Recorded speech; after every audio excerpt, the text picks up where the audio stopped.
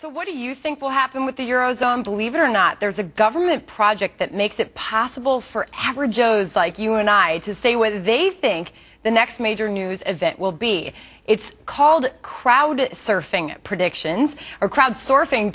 That was a weird slip up. How accurate is this? Let's ask Charles Twardy, who leads one of these prediction projects. He's also a research professor at George Mason University. Thank you so much for joining us, sir. Thank you. So how exactly do these work?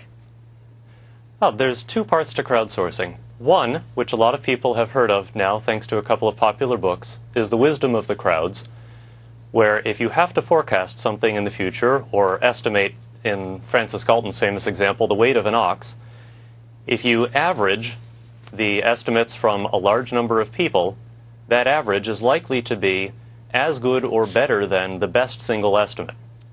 The second part, which we're looking into at George Mason, is that if you don't just take a simple average, but you add some of the mathematics of markets to it, then you give people an incentive to make a stronger estimate when they really do know more or are more confident, and to leave the question alone when they don't have any extra information. So this is any U.S. citizens. They have to be over the age of 18. The goal is to be as diverse as possible. These are all right. Shapes and sizes. What sort of questions are you asking these folks right now? We have about 80 to 100 questions at any time. The serious ones are things like, for the European Union, we do have a question on the Greek exit. And, so let's take a look at some of them. Will Greece exit the European Union? We actually just spoke about that in the last segment. What are you finding with your results? So our question has an end time of the 1st of April, and our forecasters are giving that about a 16% probability. Huh. All right. So then you've also asked, will Germany propose Greece be ejected as a member of the EU by April 1st?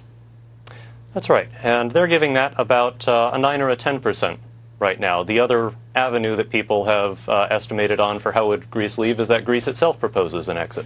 So based on these results, how accurate do you think they are? What's your track record? Or what's their track record, I should say? Yeah, so our forecasters in year one were right just under 80% of the time. And when you measure on the technical measure that we use for our internal scoring, we did between 20 and 40% better than the baseline that MITRE is running for the government. So we're quite happy with that. All right. Well, we'll see how they did. Thanks for joining us, Charles Twardy. Thank you very much.